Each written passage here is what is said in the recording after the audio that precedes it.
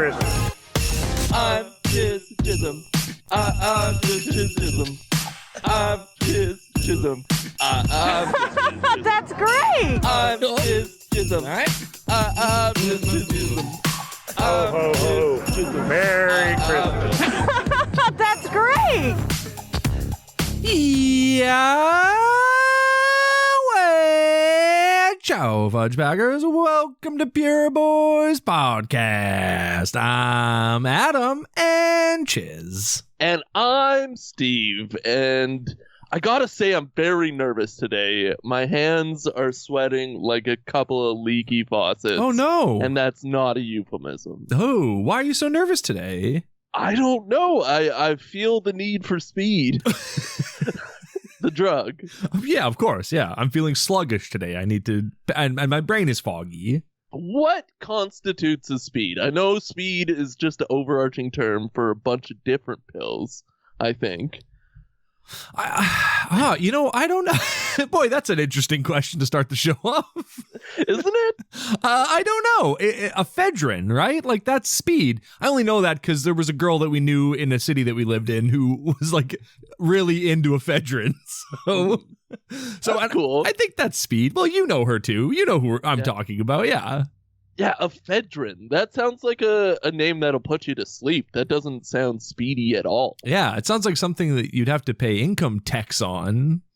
That's a joke from before we started recording. You don't know. Listeners, you don't know. They don't have taxes in Texas. They have tax. Ass. Yeah, tax ass. Famously, Texas does not have income tax, and we talked about it a lot before show. We wanted to get into it. We wanted to get into speed. I'm still so nervous. Well, uncross your arms. You got a very aggressive stance right now. You're standing in a b-boy stance. Your legs are shoulder width apart. You're slightly more than shoulder width. Your arms are crossed. Your hat is sideways. My hat is kind of sideways. I should correct that. I guess what started this off was you texting me, look out for the big twist in this movie before I started it. So I was just like darting my eyes at this film, trying to find the big twist. I thought the little girl was going to get hit by a bus. I thought it was all going to be a dream. I don't know. I'm very sweaty. That's fair. Well, listeners, for the sake of truth and honesty, I'd like to point out that I did not text him, look out for the big twist in this movie. I said this movie drops a bombshell on the viewers. That's what I said. I didn't say there's a Shyamalan twist in it. Every movie should start out with like black or maybe bloody text that says, look for the twist. There's a twist coming at an hour 24. You go, oh, can't wait. I mean, I guess it's up to the movie to decide the font and the color and how much blood there's going to be, but like, just do it. But the blood amount is not between 1 and 10, it's between 5 and 10. So like there's always going to be some blood in the opening text. It's just not going to be, it might not be soaked in blood the way you maybe want it. The blood of Christ, of course. The blood of Christ is yours to choose the amount. Yeah, and the blood of Christ be with you. Oh, thank you. Hey, Merry Christmas, Chizz. Merry Christmas, Chizz, to you. Are you starting to feel the Christmas spirit now that we're past Halloween? Yes, yeah. Now that it is November 10th, I am starting to feel the Christmas Chizz. And hey, tomorrow, make sure to take a rest. And at 11 o'clock, just, hold your tongue for a couple of seconds and remember the troops. Do we in Haiti salute the troops on November 11th? Did we die on the fields of Gettysburg or wherever we celebrate? We should die on the fields of Gettysburg, I'll tell you that much. Thank you. Listeners, when you're standing in line to buy your tickets to see Black Panther Wakanda Forever opening on November 11th, be sure to take a moment to remember the troops and who died so that we could have Marvel movies. And other reasons. Hey, that's a good idea for tomorrow, is to go out and see a movie. That's a great idea. But my advice to you while you're holding your ticket for Wakanda Forever is to burn it and then go home and watch our movie today, Wish for Christmas. You're absolutely right. I got so caught up in speed talk that I forgot to introduce what movie this is. 2016's Wish for Christmas. Not that they saw the title of the episode. They know what it is, but we should announce it so people aren't listening going, did they upload the wrong episode with the wrong title? The wrong title, the wrong episode, the wrong life, the wrong religion. Yeah, the wrong way down a one-way street. Are you surprised Yes. that this movie was made in 2016? Well, I'd love to hear why you're surprised that it was made in 2016. I don't know. This feels more like a 2018 or a 2020 movie. I mean, Joey Lawrence is just so bronze that I don't equate that with 2016. Joey Lawrence has the tightest widow's peak and the most painted on eyebrows I've ever seen on a man in any movie ever, including movies about clowns. And it works. I guess. Yeah. I mean, he looks better as a sleazy businessman than he does good Christian dad. Well, they were trying to balance both looks, and you just couldn't do it. You had to kind of marry the two. Hey, before we talk any more about Joey Lawrence, we need to do the Pure Boy's prayer. Yes. God bless our podcast, please. God bless all podcasts, please. We love you, please. Amen. Amen. Thank right, goodness woman. we finally did it right, maybe. We nailed it. Yeah, we nailed it. We're finally back in sync. It took 3 episodes to kind of get the gears going, but now we got the grease and we're good to go. A lot of G's. Well, we took a week off because I had a cold. I want everybody to know to pray for me and my health. Yeah, the truth of the matter. Yeah, that's why I didn't say anything about recording on November 1st or 2nd or anything like that. Yeah, something stupid like that. No, we're right before the Day of the Troops, and it's because I was sick. Yeah, and that's okay. You know what? And that's great, because I think the troops would appreciate that. Oh, you're welcome. Yeah. Yeah. They would appreciate you taking time off to rest. That's what they fought for. They fought for rest. Yeah. They fought so that we can put our feet up and then make podcasts and make fun of them. That's why they did that.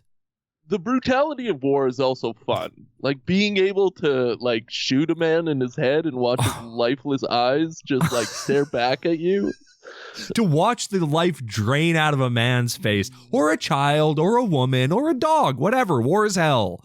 It's legal. And it's legal. And you get paid for it. And you come back to the barracks and everyone's like, bro, you shot the hell out of that guy today. And you're like, I'm going to be haunted forever by what I saw. But yes, camaraderie is great and I love it. And now we get a day off from work to celebrate it. Yeah. Oh, man. I watched Top Gun Maverick recently and like, I just kept texting people, war is fucking awesome. It's so awesome. Oh, my God. Oh my God, I want to be in war in a jet plane. Oh my God. Miles Teller. That's exactly what I got from it too. That's all I could think. I could see the lights in people's eyes around me because they are alive and not in war. Right. And they were just loving it. Yeah, the only thing I would change about that movie is take the villains' eye goggles off so that we can see their eyes, and that way when their plane is blown up by Tom Cruise or whoever decides to blow the plane up, you can see the life leave their eyes. That's all I want. My only wish for the movie was to like tear Tom Cruise's knees apart and put some bone splints in so he's taller already. Oh, that would be sick. Why hasn't Tom Cruise gotten that tall man surgery? He deserves it. I don't know, put some extra bones in you. You know, that's a weird surgery though, because your arms don't get longer. So then you just have this weirdly proportioned body that has long legs and short little arms compared to your legs. You'd look goofy. You'd look like a silly goose. You look like a WWE creative wrestler or some nonsense like that. Well, the answer I have to that is that your arms aren't longer yet. Oh, right. Because they're not going to make your arms longer. They're just going to make your fingers longer. Yeah, the finger longer. Yeah, all they do is just put an extra knuckle. They cut your nail off and they add an extra knuckle onto there. And then you just got an extra long finger. 4 knuckles. Man. Oh, imagine all the finger you could do with 4 knuckle long fingers. Do you usually curve your fingers while your finger? Yeah, that's how you make people squirt. Dummy, you gotta get you gotta hook your fingers in there. Yeah, there's a inside. Yeah, I love that. I stay there all day. It's a little that you can just. Yeah, we've all been there. Yeah, Merry Christmas, Chizz, everybody. But yeah, of course, yeah. That's why I have such big triceps. It's from all the banging I do. Yeah, the Jehope. Yeah. Classic. One of my favorite Christmas movies. Right up there with Wish for Christmas. Oh, I love this movie. Hashtag Wish for Christmas. Oh, hashtag not a lot of people responding to that hashtag on Twitter. Well, Twitter was pretty big in 2016. It's going through a bit of a rough patch right now. Mm-hmm. Although I did I looked up that hashtag just to see what people are saying about it. And the answer was not like almost nothing related to the movie. Like it was all just people being like, my wish for Christmas is whatever, is a jet plane flown by Tom Cruise with long legs. But there was quite a few people who were like, my wish, hashtag wish for Christmas is for Trump to save America. It's like, well, I mean, they nailed it. They nailed their fan base. They knew exactly who they were doing this for, and it's perfect. It worked. It worked exactly the way they wanted it to. Trump got into the White House. Thank God. Oh, not a political podcast. Yeah, but thank God. Oh, but thank you, God. Please. Mm-hmm. Yeah. Hashtag wish for Christmas, please. The shorts that I'm wearing have like a crotch rip in it, and I don't remember until I sit down on leather. Let's stand up. Let's see. No. Come on. Let me see that you crotch wouldn't even rip. see it if I stood up because it's under the crunch. Yeah, I'm saying like, I'm saying stand up on your couch, then do a squat so I can see your crotch rip, so I can get the Lenny Kravitz view. Okay. He's doing it. He's doing it. He's got a penis piercing just like Lenny Kravitz. Have you ever seen brains like these before? He showed me his bat wing. I can't believe it. What's a Christmas miracle? I already love it. Hey, speaking of showing each other our brains, I have a very important question for you. Mm-hmm. And it's maybe the most important question I've ever asked on this show. Well, actually, probably the second most important question. And that, of course, is... Whomst was the Bagger Vance of the last movie that we watched, which is... And of course that movie was Christmas Trade. Christmas Trade. Whomst was the Bagger Vance of Christmas Trade? Well, of course. The ooey, the gooey, thirsty divorcee Mrs. Brewer. Because without her... Right. Do we even know that William Baldwin is a kid and the kid is William Baldwin? I don't think so. She is so thirsty and so lovely and is truly wanting to move to Texas. Yeah. Now, Adam, Yeah. whom do you think was the Bagger Vance of Christmas Trade? Well, Steve, thank you so much for asking. As someone who is a mega fan of Christmas Trade and remembers the name anytime he's asked, to me, the Bagger Vance of Christmas Trade was, of course, Tom Arnold. There you go. Who was in it, for sure. And because he played a Santa Claus sort, and without him, the bear wouldn't have gotten a new sprocket, and they wouldn't have been able to fix the trade, the body swap, just in time for a 12-year-old boy to get a blowy from Denise Richards. Salute the troops. Salute the troops. Thank you, Tom Arnold, for your service. Thank you, Santa Claus, for your service. Love you. Hashtag we love you. And scene. And scene. Good. Great segment. Maybe our best Whomst was the Bagger Vance. Whomst was the Bagger Vance. Whomst was the Bagger Vance. The reason I struggled so much with that segment is because I was too busy thinking about the number one best question that we ask on the show, which I don't have music for, and I don't have a segment built around it yet, and I won't, I guess. But Steve, it's just an important question that I need to get some answers to, and that is, can Christians eat pork? Well, can Christians eat pork? What do you say? Can Christians eat pork? Who can delay this question?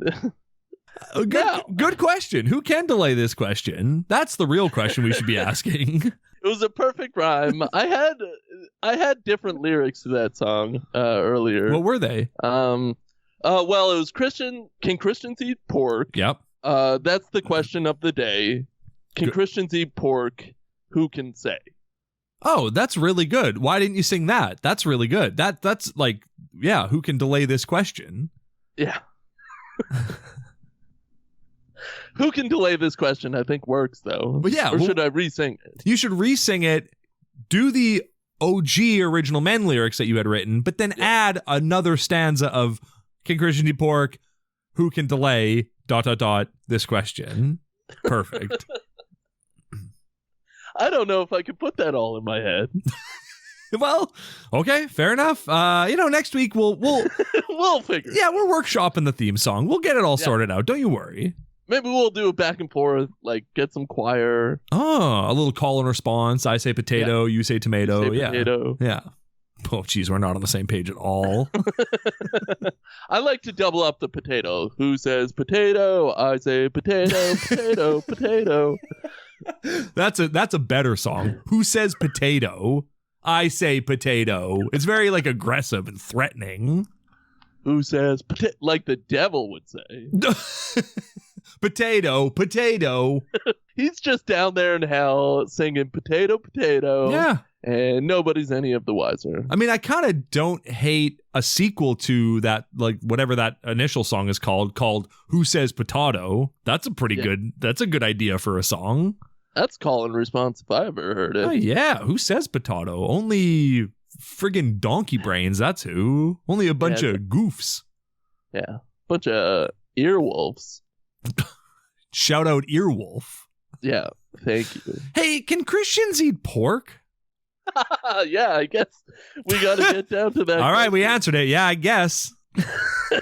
Now, I did a lot of research in my brain. I thought, scouring the internet was a good idea, but F that. Yeah. Like, we need to come up with this on our own. And I think these movies should really drive whether we find out if Christians can eat pork.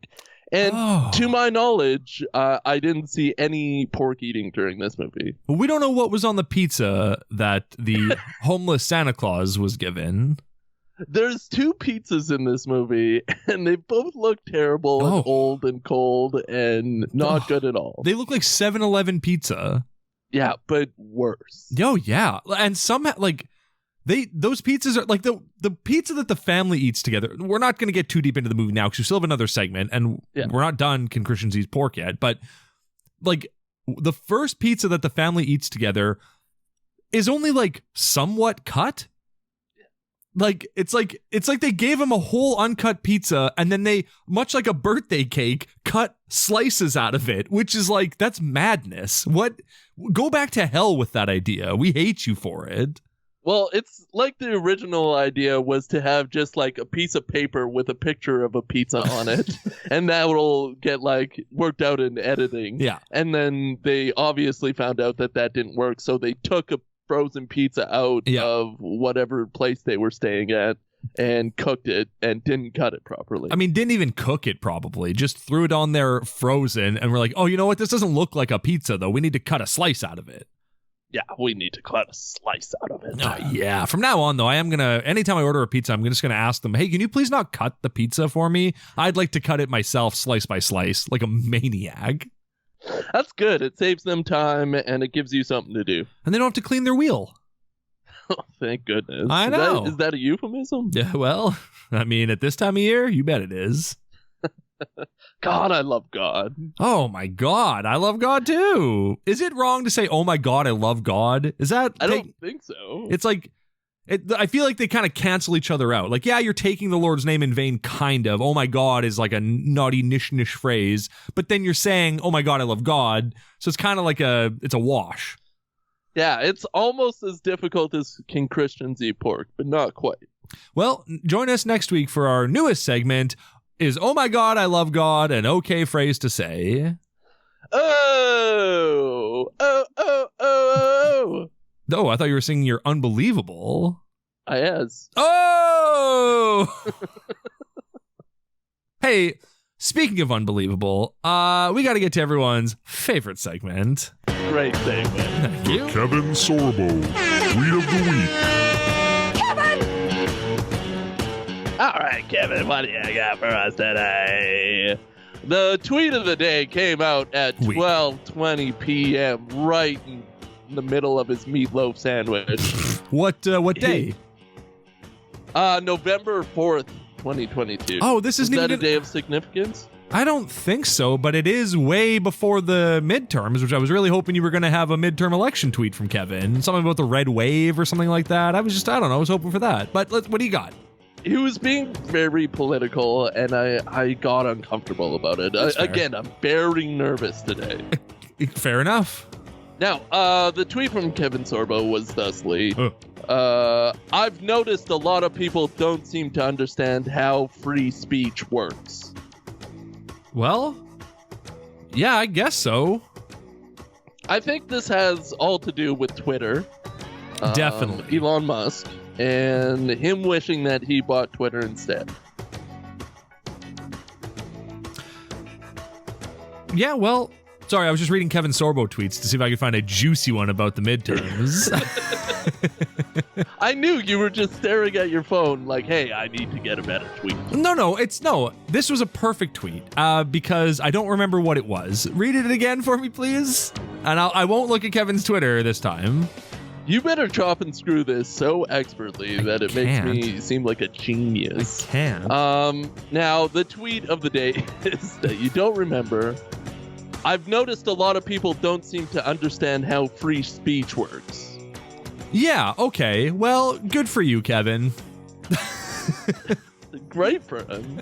I think he's the ambassador for free speech, and we should all look to him for hope. I can't think of someone who has freer speech than Kevin Sorbo. Do you think his middle name is Kevin? That's what I'm implying, yep. Okay. I think it's God. Ooh, Kevin God Sorbo. Yeah. What if his middle name was Gott? Yeah, Kevin God Sorbo. Kevin God Sorbo, yeah. And it's That's a good middle name. just a picture of him with, a milk mustache. It honestly should be everybody's middle name. Right. It just works with everybody. Yeah, of course. Yeah. I'm trying to think of someone else, but I can't think of anyone. Steven Gott Spielberg. There it is. Steve got creep. Who's Steve Creep? Me. Oh, is that your last name now? Canonically, that's my last name. Is yeah, it? Wow, I didn't know that. What, do I have a now canonical you know. last name? I think it's Creep. We're brothers. We were both created in his image, and God said unto us, you are Adam Creep, and you are Steve Creep. Well, you're Adam Gott Creep, and you're Steve Gott Creep. Yeah, it works. Yeah. All right, well, almost done with this segment. Boop. Yep. There it goes. Bye, Kev. Good. We'll see you next week. Bye, Kev. Kevin! What a great segment. What a beautiful man Kevin Sorbo is. He's got a new movie called Let There Be Light, and I can't wait to watch it on the show. Oh my God, there's a movie I can't wait to watch, but oh God, I just look at the poster every single day and want to lick it. It looks so delicious. Well, yeah, it's on your wall. Yeah, on my wall. Yeah. I know you can get movie posters. Hey, did you know that you can buy movie posters? Yeah, you could back in my day. Yeah, pre-COVID day. Mm-hmm. Now the movie poster industry died a slow, painful death during that era. That sucks. Well, not for us. For them, yeah, for sure. But when was the last time you bought a movie poster? And what was it? Oof. I'd have to say it was never. Or it was 1994, the year of our Lord. What was it? Was it The Nutty Professor 2: The Clumps? Probably Jurassic Bark. Oh, good. A Weird Al Yankovic parody. Mm-hmm. You get that from the San Francisco shop? Yeah, it would have definitely been from San Francisco for sure. Yeah, absolutely. Yeah. That's the only place to buy posters, and then you'd go too far and see like the naughty lingerie ones. Mm-hmm. Oh yeah, or the and you when you were flipping through that one, you had to flip quick because you're like, I can't have anyone catch me looking at this one in this tiny little closet of a store. Yeah, you'd tell your mama to look at the slinkies at the front of the store, and then you would run to the back. Oh yeah. Click, click, click, click, click. Pause. Yasmin Bleeth. Cameron Diaz. Ooh, keep flipping, buddy. There's got to be a Corvette in there somewhere. Oh, yeah, there's definitely a Corvette in there. No. Why did posters have audio on them? That's an interesting advancement in poster technology. We should talk to the poster people if they still had an industry, but they don't, unfortunately. It's dead. Yeah. Dead in hell, yeah. The last poster I bought was, in fact, for The Nutty Professor 2: The Clumps. Yeah. Yeah. Oh, yeah, I figured as much. It was a great poster. Bought it used, hung it on my brick wall, and then the cold wrinkled it and wrecked it, and I had to throw it out. And I know. I was really bummed about it, actually. I was so sad to say goodbye to the clumps. I know. Who was the model with the mole that nobody wanted her to have? Sherman Klump, I think was his name. Yeah, that was the last poster I got. Was Sherman Klump with the mole. The patriarch of the Klump family. Cindy Crawford, that's who that was. Yeah. White t-shirt, skinny jeans. Oh. And I was only 6. Yep. That's a song. That's a country song, right? I mean, honestly, those are actually very good lyrics for a country song. Mm-hmm. Well, we'll talk to Kevin Sorbo, see if he can reach out to any of his lovelies, and white t-shirt, we can get it. White t-shirt, skinny jeans. I was only 6. It sounds like very horny. Yeah, it's a very horny song, and also feels like it's going to go in a very inappropriate direction. Like, yeah, maybe it's a lovely song about a boy getting to meet his dream girl, and then she falls in love with him, and they get married. And then he gets his brain swapped into the body of an adult, and she goes, "You know what? This is fine. Yeah, I'm sticking with the kid." Okay. Fair enough. He has the mind of a 34-year-old, so that's fine. Exactly. Yeah. Intellectual relationships are the best ones. And she'll happily wait, whatever, 12 years for him to become legal sex age. She's fine with that. Yeah, that's where the phrase legal eagle came from. That's where the phrase legal sex age came from. Oh, the bots are going to love this one. Well, let them. They gotta have fun too. Yeah, what are we gonna get? A copyright strike for Personal Jesus? We've literally never gotten one. Get at us, Depeche Mode. We've never gotten a copyright strike for that song. Plenty of other songs we played on the show have gotten us, but not that one. That one's a freebie.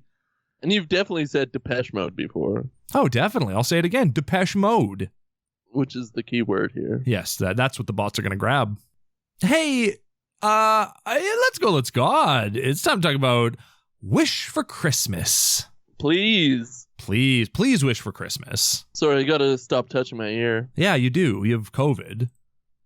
I had COVID. Did you actually? Is that why we couldn't record last week? No, I didn't have COVID. Oh, you had the other respiratory illness that's going around right now. Yeah. Yeah, cool.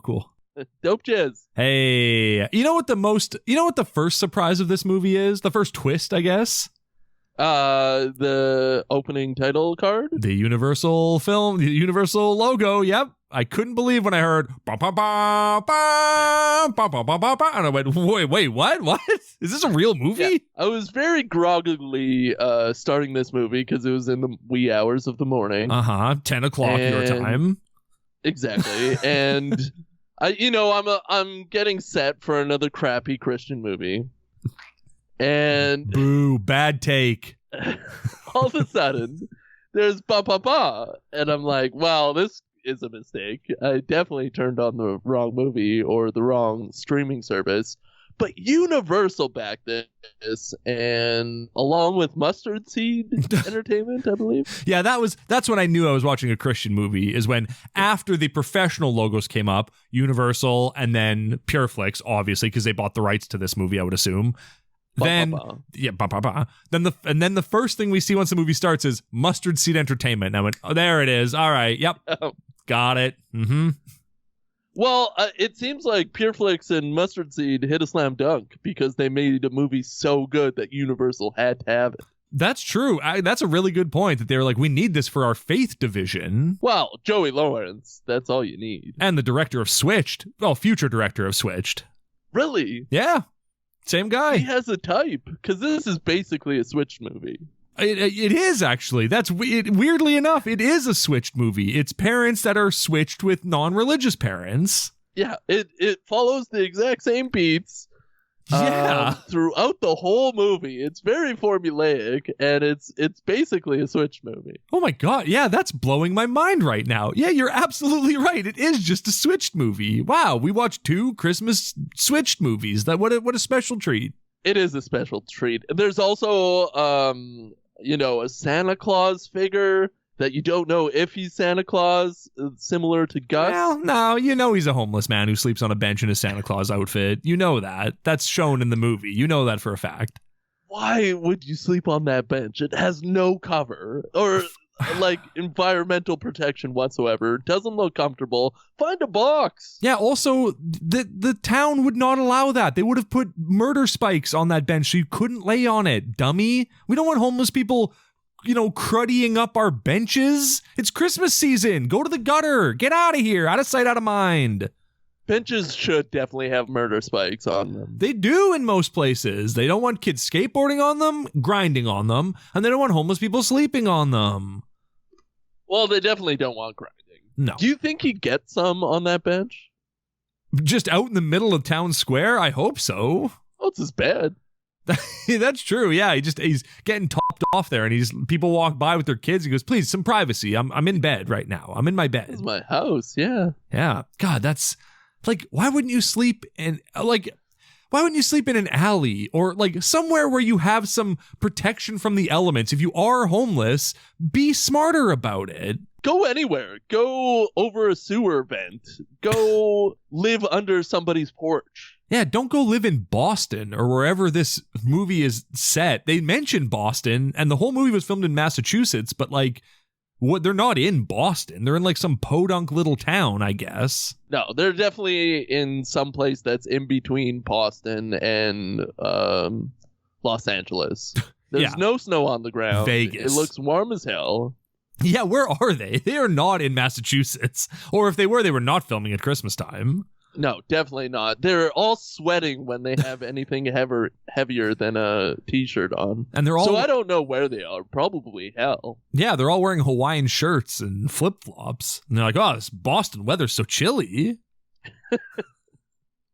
It's very chilly. Yeah, they mention that a lot. Oh, yeah. Yeah, they do. Hey, who plays that homeless Santa Claus? Oh, my God. I was so excited when his name came up on the credits because it's just let these comedians wash over me, and it is Mr. Bill Engvall. Oh, they got Bill. Well, he's like the Leonardo of the Southern comedians, right?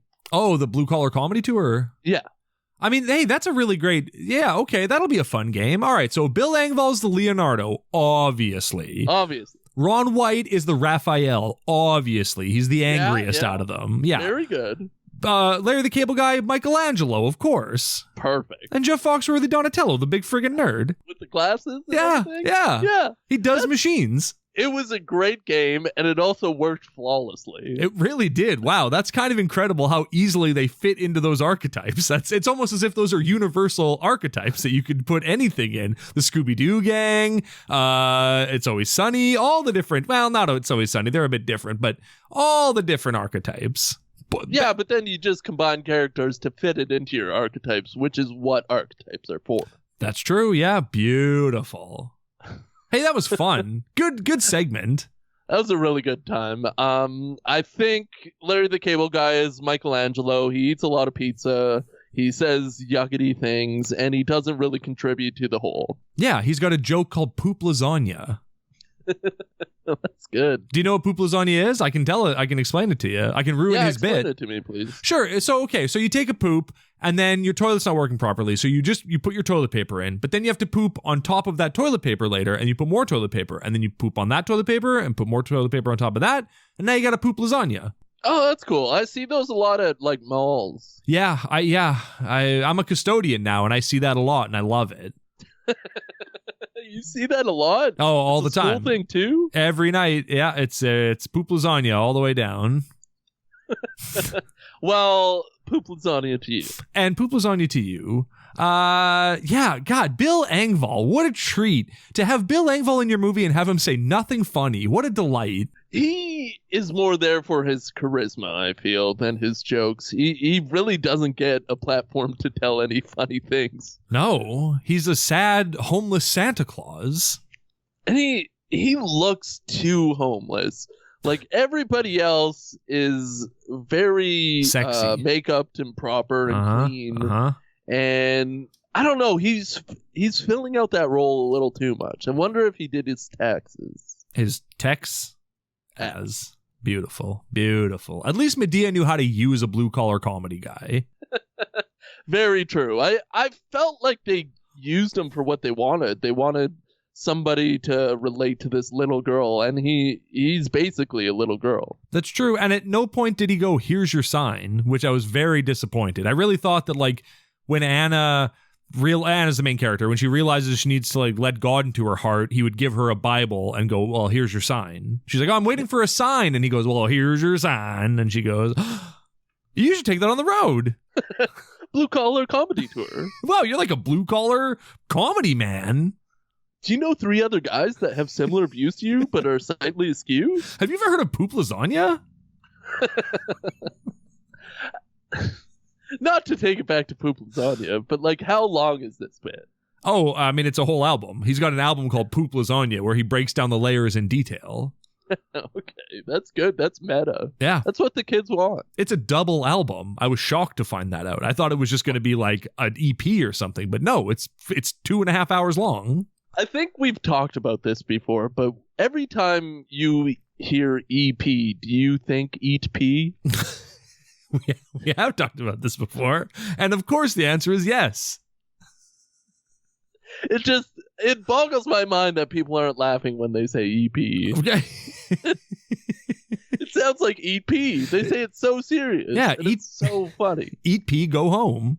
Well, music. I hate music. I have a little bit of bad news though.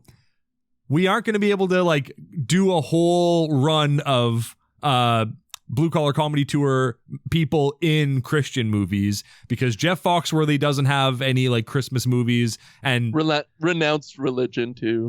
Did he? That would be crazy if that was the case.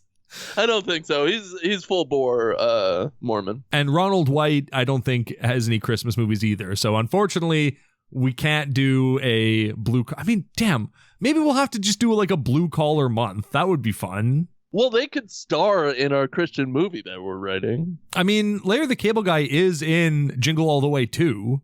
So yeah, but he's been done. We've seen him. That's true, but we haven't seen Santino Marella, who is also in Jingle All the Way too. And I think Paige from wrestling is in that. There's a lot of wrestling. It's a WWE movie. Who's in Jingle All the Way 1? Sinbad. And? Arnold Schwarzenegger. Okay. And Jake Lloyd, Anakin Skywalker from The Phantom Menace. He's the kid in it. I'm the dead comedian. Mm-hmm. Yeah, of course. Not Wee Man. Mini-Me is in it. Vern Troyer plays a Santa Claus in the big Santa Claus brawl. Oh, that's cool. It is cool. Yeah, it's a fine movie. It's not great, but it's fine. Yeah, Jingle All the Way too. You vamped for like 20 minutes. I'm gonna look it up. How about this? Jingle All the Way to the bank. Am I right? Cha-ching, Larry the Cable Guy. Cha-ching. That's good. That's good. Elevator pitch fodder. That's all they had to do. They walked into Larry the Cable Guy's house and they went, Larry, you've heard of Jingle All the Way, but what about Jingle All the Way to the bank? Cha-cha-cha-ching! And then they, sign the checks and do all the legal work and, pens. They listen to Cha-ching by Headley. Who's that? A disgraced Canadian rock band. Nice. Yeah. Well, I mean, the lead singer was like sexually assaulting minors. Yeah, he was doing pretty horrible things. So very horrible. Yeah, he's a real piece of shit. So good for him. Yeah. Anyway, do I have to do any more vamping? Did you find the information you were looking for? No. I was just looking up Jingle All the Way too and making sure it actually existed because it sounded like something you made up in your mind. It sounded like I was having a fever dream when I went, Larry the Cable Guy and Santino Marella and Paige all in this movie. Like Jingle All the Way 1 came out at what, like 95, 97? Probably 2000, 2001, because it was after The Phantom Menace. Oh, okay. Which came out in 1999. Never mind, then my whole thing is dumb. Well, no, let's play it to the bone. What? Okay, let's play it to the bone. All right. Which is a great movie, which we should watch for our second movie in the new year. I guess. I've never seen it. I don't know what it is. It's really good. Antonio Banderas and Woody Harrelson play boxers. Oh, I thought you were going to say in pursuit of a love of one woman. I was really hoping it was going to be Antonio Banderas and Woody Allen play boxers. And he just beats the crap out of Woody Allen, just to a pulp. Oh, you're hurting me, Antonio. This is really to the bone. Oh, you really played me to the bone, Antonio. Credits. And then everybody cheers and pays their $20. Of course. The movie opens with them walking into the ring and Antonio just beating the living hell out of Woody Allen. Ooh. I hope my sins don't catch up with me. Ooh. The sins of my father. Oh, the sins of my past. Ooh. Yeah, Woody Allen Potter. Yeah. He really played it to the bone. Jingle All the Way 1 came out in 1996. What? Yeah. I am shook by that information. And then they made a sequel with Larry the Cable Guy in 2014. Yeah. So all the way to the bank. They couldn't wait 2 more years and do it on the 20th anniversary. They had to rush it. Chumps. 20 years. 18 years. Well, they had to wait till they could have sex with the first movie. And they're like, okay, perfect. It's been 18 years. Let's go for it. They probably filmed it while Larry the Cable Guy wasn't a big name and then just had to hold and release it in 2016. Yeah, they filmed it in 1996 before he was a big name. And they and a half. Yeah. One day this guy's going to blow up. Yeah, he's going to blow them all over the place. One day this guy is going to invent an item called poop lasagna, and it's going to take the world by storm. Double album. Oh, yeah. Is Jeff Foxworthy, are Jeff Foxworthy and Ron White in movies? I don't even know. I feel like Ron White used to try to be in movies, but now he's just become an old hippie. I don't know. I have no idea. I mean, obviously they're in Blue Collar Comedy Tour, the movie. I'm sure that exists, that there's a big concert film of them doing their Christmas movie. Yeah, their Christmas tour that they did. Well, Ron White was in Horrible Bosses, the original. I don't know what that means. So that was a Christian Horrible movie. Bosses, the original. Yeah. What is that? It's a movie. Well, yeah, I know. It's also a concept. Jake Sudeikis. Yeah. All right. Well, I haven't seen it. And I don't know. I couldn't name you any other Jake Sudeikis movies. Have you even seen anything? No, I've seen Wish for Christmas, 2016. The same year that the friggin' whatever came out. How excited were you that there was a Christmas ball and a Christmas party that they all had to work towards? That these 30-year-olds going to high school had to work towards? The first scene is so confusing because I don't know who the parent, who the child is.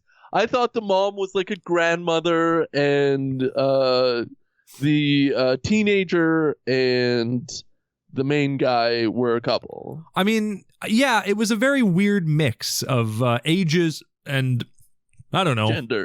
Genders, yeah, and all stars and stripes were represented. But the movie opens with people in church texting each other, being like, "Oh my God, I found the perfect dress," and I was like, "Oh, somebody's getting married," and then they're like, "Yeah, I can't wait for the winter ball," and I'm like, "Oh, you're like 17? Oh, girl, you're twice as old as that in real life. I don't think you can play that young. Oh no," and like. Colton, her boyfriend, that guy has a mortgage. Like, that guy's so old. Yeah, and in this economy, you have to be like 40 to have any sort of mortgage that's liquid. Yeah, that's thickwid. But her boyfriend also likes science, which I thought was a huge turnoff for a Christian movie. Well, he likes Christian science, where he learns about science and then finds a way to connect it to God, even if it's really roundabout and doesn't really make a lot of sense. Yeah, it's like a grilled cheese and jelly sandwich. It just doesn't fit. Oh, that actually sounds kind of good, but... What kind of jelly, though?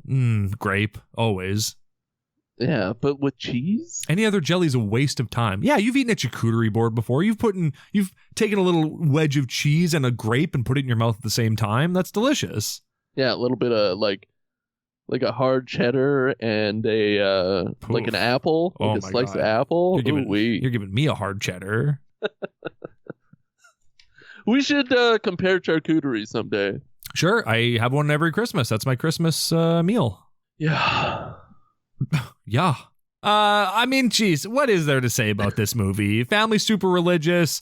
the daughter's annoyed by it because she's the most selfish, self-centered person in the movie, and never, even though people tell her it to her face, never learns that lesson and never is not the most selfish, self-centered person. Even in the end, when she's a good Christian girl, still being selfish and self-centered. I hope she finds God.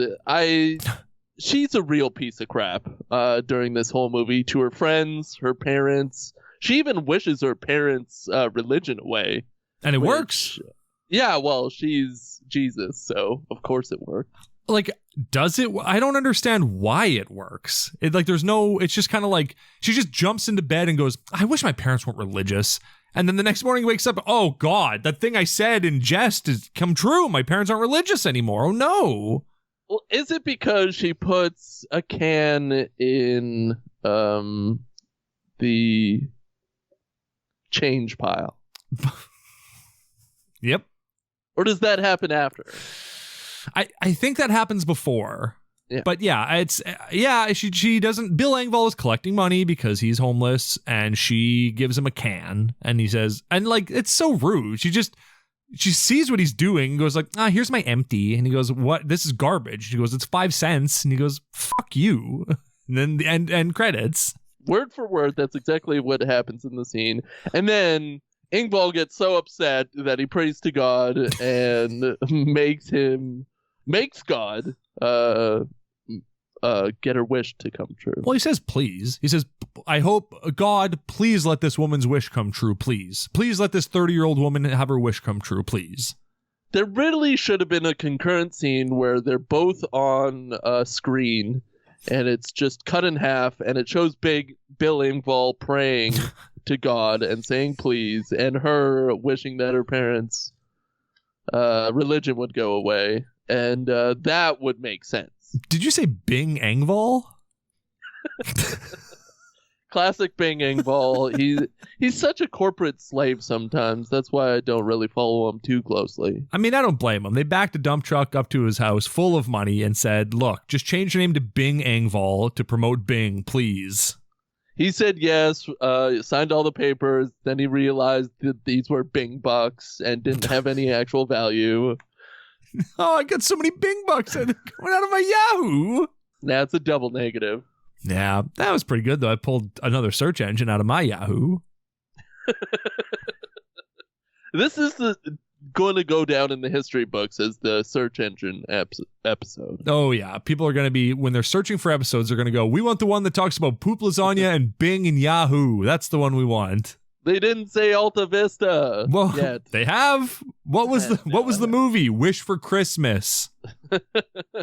Ask.com. Yeah, they got this stupid winter ball that they're all excited for. And like, what is the winter ball? Because it looks like it's the high school dance, the Christmas Chizz dance. But then we go to the winter ball at the end, and it's just filled with old people. Like, and not just old people playing teenagers. I mean, literal elderly people. What is the Christmas ball? Well, I think it's a community ball, of course. I guess. Because, like, Joey Lawrence and his wife, who shall remain nameless. Yeah, Mom. Are excited to go, but unfortunately, the Christmas ball has been switched to Christmas Eve when they go to church. Oh no! What will we do? Well, it's a classic, conflict of interest, and they treat it very litigiously. And I mean, they're both lawyers. The parents, Joey Lawrence and his wife, are lawyers, and they're very lawyery, and they say lawyery stuff all the time. William Baldwin was a lawyer too, right? He was a lawyer. Oh my God. This is just Christmas Trade with just a different veneer on it. Yeah, the veneer has been smeared. Yes. Oh, the smear. My favorite character that is caught in between all of this hullabaloo is Rebecca, the secretary. Rebecca, she's the secretary for the parents. This movie does a great. We'll come back to Rebecca in a second, but the great thing about this movie is that it's like the kind of Christian propaganda where like the family is good and they're really good people. They're a light of the community. The mom literally gives Rebecca the coat off her back because she's a little chilly when they plug in their Christmas lights, and then goes, you know what? Keep my jacket. And she's like, why? I'm cold now. I have a jacket. I don't need your jacket. And then as soon as their religion gets wished away, they just become monsters. They just become the most horrible people. It can't imagine a world where people are nice for reasons other than God. So I love that about this movie. Yeah, they completely switch in an instant to... Exactly, it's a switch.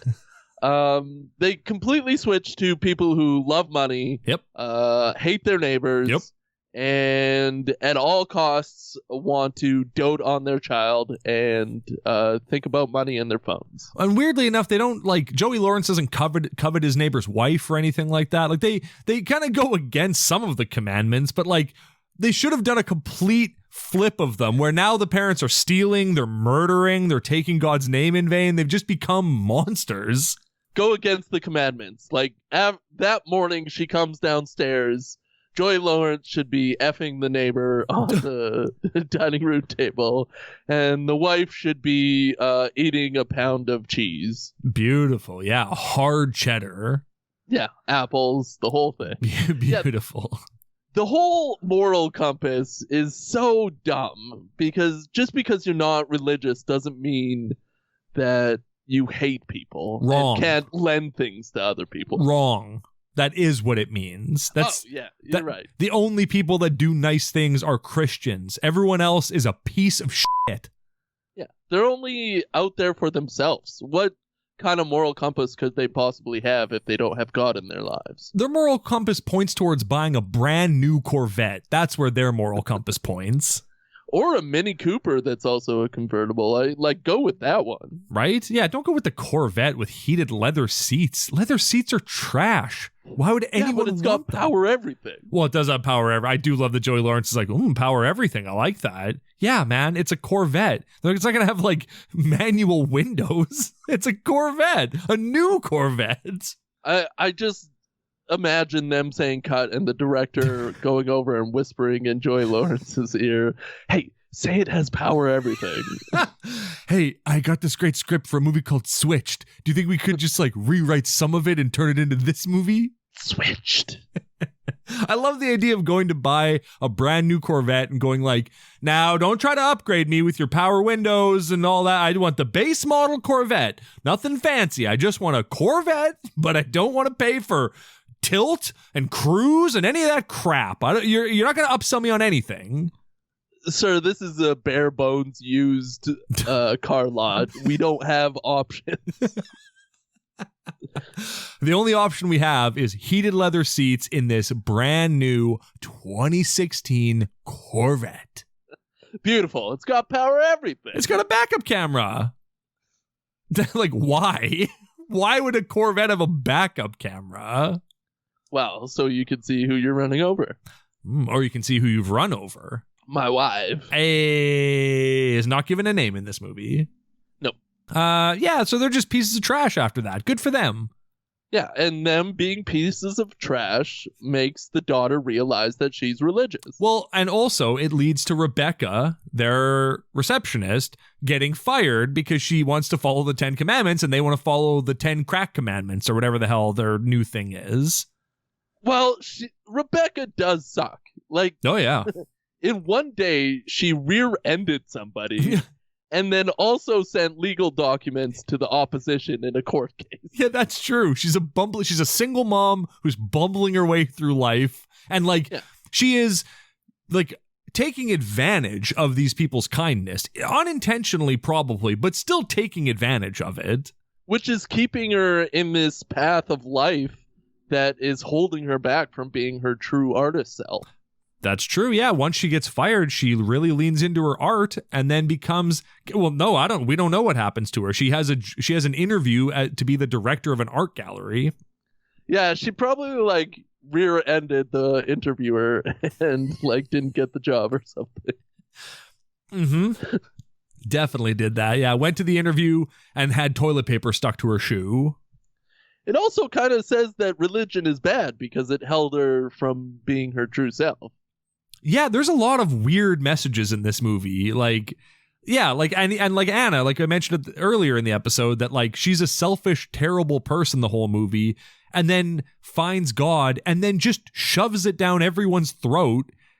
And we're supposed to cheer for her, I guess, when it's just like, well, you've basically joined an MLM and now you won't shut up about it. But MLMs equal money or religion. Yeah, must love money. That's what it stands for.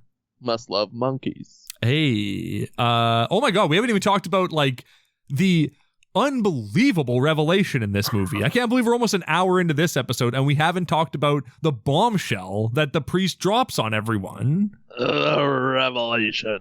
Hey, I love it. Now, did you ever hear of this before?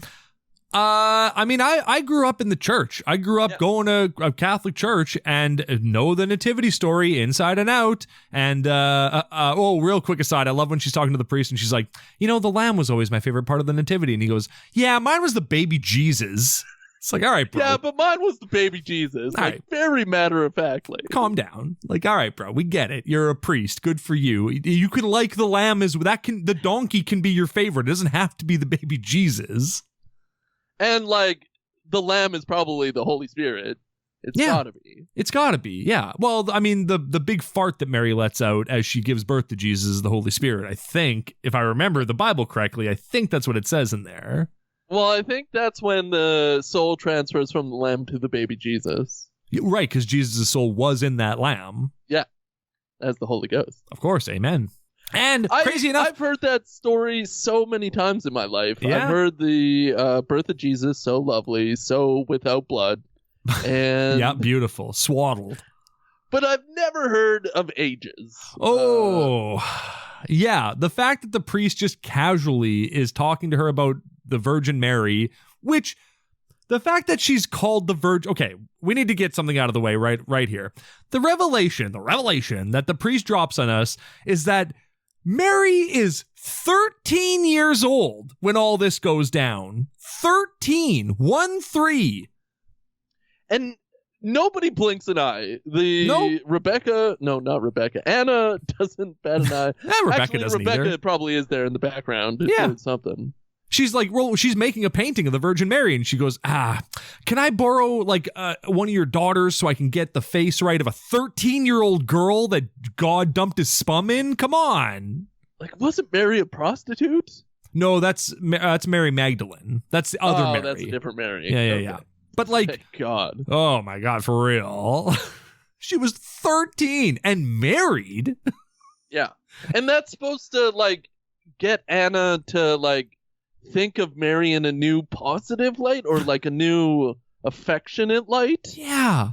And he's like describing terrible things and how like her cousin is that age right now. And no, like stop saying any of this. This is very uncomfortable for me. Like her cousin, his daughter is 13 and he's like, oh, imagine my daughter getting knocked up by the Lord. Imagine my daughter married now, but these stupid Democrats laws getting in our way. You can't marry 13-year-olds and get them knocked up with maybe the next future savior. Wow. A miracle could take years, so. That's true, yeah. Or 9 months. It was just disgusting. I felt very gross listening to it. I felt gross that this was supposed to be like a positive, like lesson learning story. And I like at no point does he say that this was like utterly atrocious and wrong. Yeah. Or like just like make up that she was 17 and a half or something. Well, and the fact that like Christians, like that society, that group of people refer to her as the Virgin Mary when it's like, yeah, probably she was 13. I kind of hope she was a virgin then. I mean, fingers crossed, but I don't know. Did she always stay a virgin? I guess so. It's tough so stuff. It's insane looking at depictions of it now and being like, oh, this person that they've depicted as a grown woman is 13 years old. That's pretty cool. Tough stuff. Yeah, tough stuff. What a bombshell. Thank you, God. Well, the baby Jesus is my favorite. Oh, well.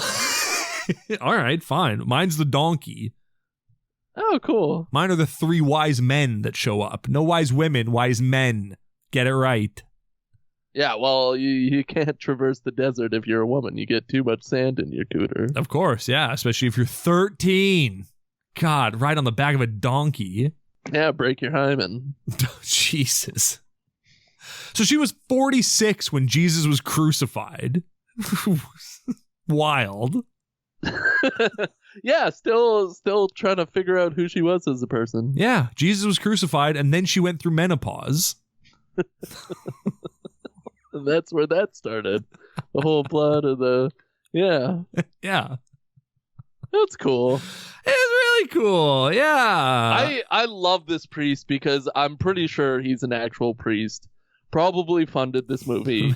And was just so weird and awkward in his lessons throughout the whole thing. I love that every time anytime Anna speaks to him, it's because she has a problem she needs his help to solve. And every time she goes up to him and just immediately is like, I have a problem. He goes, oh, I'm doing really well. Thanks for asking. Life is good. Thank you so much. Like, he calls her out every time. And never does she, like, I thought at the end of the movie she was going to approach him and be like, how you doing today, Uncle Frank, or whatever his name is? Nope.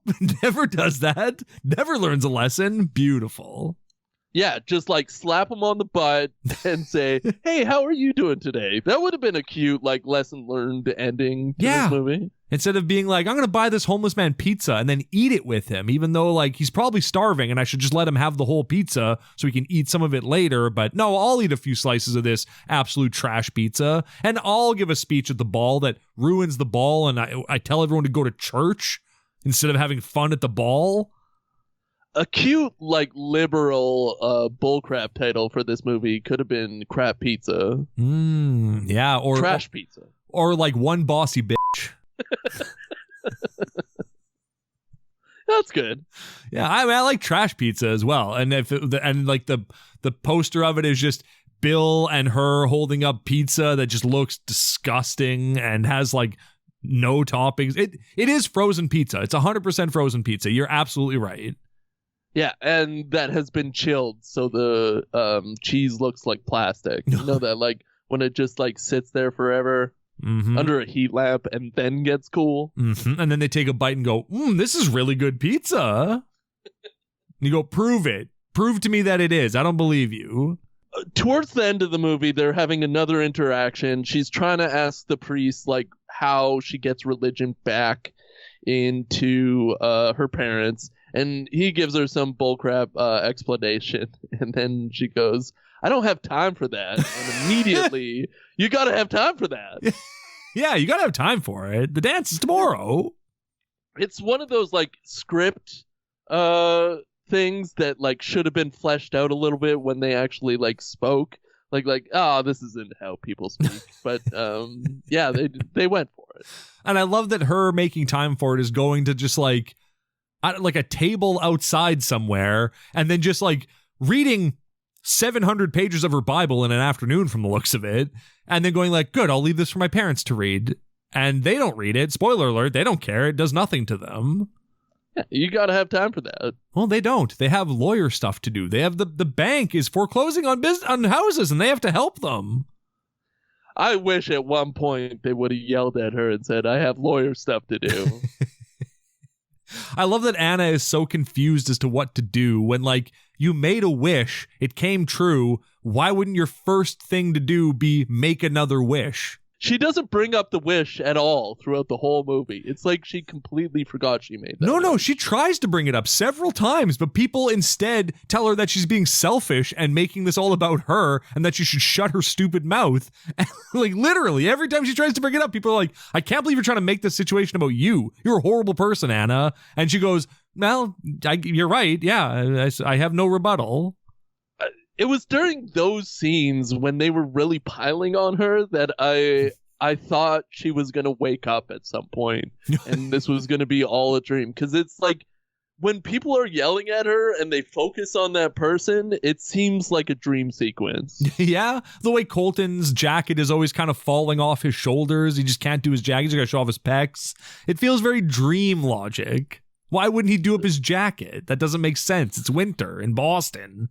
Yeah, he wears a lot of different things under that jacket, but if he's in the scene, he's for sure wearing that jacket. Yeah, and his pecs are out, and you can see them on display because he's 45 years old, and he's got the body of a dad. And they took marker and drew on pecs over whatever shirt he was wearing. And luckily, Anna, well, actually it doesn't work, but she tries to like do a begging prayer to have God give religion back to her parents, but it doesn't work because she doesn't say please enough, I guess. Yeah. Say please, idiot. Yeah, well, she does say please, but she doesn't say it enough, I guess. Yeah, you're right. Yeah. But then we get to the winter ball, and Long Live Logos is playing at it, I guess. Yeah. It's just a classroom in a high school that they decorated to look like a prom. I guess. And it kind of like Anna's on she's trying to get on the planning committee for this prom or for this winter ball. Her and her friends, who all hate each other, are trying to get their idea chosen to be the theme of the ball. But it's like 2 days before the ball, and they're just doing tryouts for ideas. Like it feels very Medea Christmas, where they're just like, oh, it's 1 day before Christmas and we don't have any money to put on the Christmas event. Like, why wouldn't you be doing this a month ago? Well, there's got to be an event at the end, and there's got to be something that drives you towards that event, and you have to have something for the best friends to do. Mm-hmm. So why not come up with a theme that doesn't really work and kind of sucks? Well, Anna comes up with the theme, which is royalty. So they go and spend their own money buying all the props and stuff for the presentation. So for the presentation, not for the ball, just to show what royalty could look like, as if they couldn't imagine it. People were like, what does a king look like? I don't know. I don't like this. Yeah, just put a PowerPoint together. Yeah, just print off a picture of a king and hold it up and go, this is what we're doing. And do it on November 10th, not December 22nd. Yeah.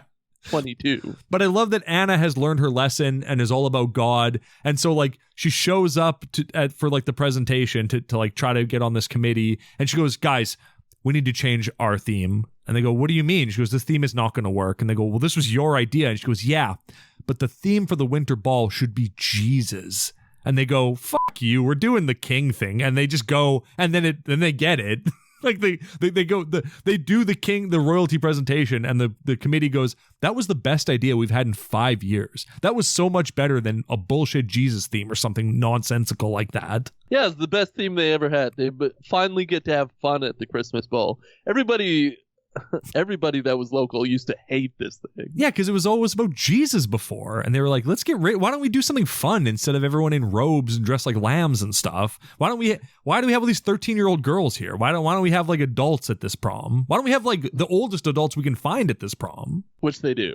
Yes, they do. And they're all pregnant. Oh yeah, that should have been the twist of this movie, is that everybody at the party is pregnant. It would have been amazing if Anna was pregnant. Yeah, this whole time. Or she just finds out at the ball or something like that. She's like, I'm trying to get into this dress, but it's a little tight around the midsection. Yeah, her boyfriend put a little stardust in her, if you know what I mean. Well, he's not her boyfriend anymore. He's dating some other girl. He moves on very quickly from her. Yeah, well, he's the cream of the crop. He's the best there is. Yeah. All these girls have daddy issues, and he's 38 years old, and they love him for it. Those pecs, those drawn-on pecs on his sweater. Get out of That's here. A man. So hot. But then he squigglies for hair. He dumps his girlfriend though and goes back to Anna, and the movie's like, yeah, slam dunk. I guess. He broke this girl's heart for no reason. Yeah, there really should have been him pushing his new girlfriend into a bush before he goes into the church, and then the bush lights on fire. Of course, you hear God's voice. Yeah, and then the wish reverses. You hear God's voice, and he goes, nom, nom, nom, nom, nom. Thank you. She was delicious. Yeah, he's like the puppet that lives in the garbage can, but for bushes. Right, yeah, Oscar the Bush Grouch. Bush. I almost called him the Butch Grouch. He's very nasally. Well, he's very femme. He's not butch at all. Really? I guess those know. eyelashes. Yeah, of course. Yeah, and that mouth. What that mouth do, Oscar? Ooh, tried to get a spit take out of him. Couldn't do it. No. My throat feels like piss right now. Ooh, well, EP. That's what I'm trying to spread. Anna, what? Have we seen a burning bush in a movie yet? I can't say burning bush. I don't think so. Not yet. But when we watched like the 10 Commandments, oh my God, why haven't we watched like the Charlton Heston 10 Commandments movie? We're definitely got to do that at some point. Yeah, let's do that on a very special day someday. January 1st, yeah. 6th. Oh, January. There we go. The most specialist day there is. Well, the first is just bullcrap. Everybody's hungover and Yeah, that's true. narcissistic. Well, that's true. So yeah, Anna just like makes an impassioned speech at the ball, being like, you know what? Screw all this Christmas crap. Let's love God. And then everyone goes, all right, let's screw this ball. Let's go to church in our ball gowns. Sure. Yeah, buddy. Yeah, sure. Yeah.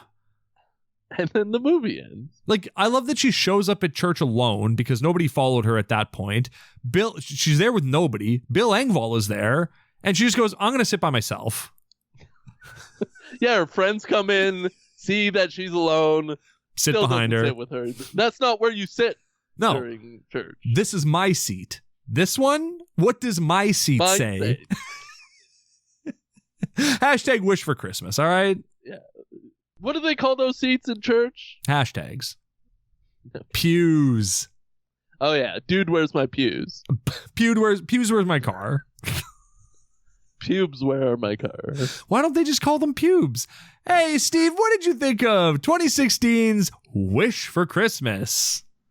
I am so glad that we're on the PureFlix train. I am so glad that we're finally seeing movies with church and God and homeless Bill Engvall, and I'd have to give this one 2 stars. Beautiful. Now, Adam Creep, what did you think of Wish for Christmas? Well, Steve Creep, I loved it. And I loved it even more knowing that it is just a body swap movie with just like identity being swapped and not like consciousness. And I love that Mary was 13. So I give this movie 13 virgins out of 13. Hey, this is the episode that's going to come out right before Christmas. So I just want to say Merry Christmas, Chizz. And a happy new Jesus. I love you. I love you. We love you. Ho, ho, ho. Merry Christmas. I'm Chism. I'm Chism. I'm Chism. I'm That's great. I'm Chism. I'm Chism. Ho, ho, ho. Merry Christmas. That's great.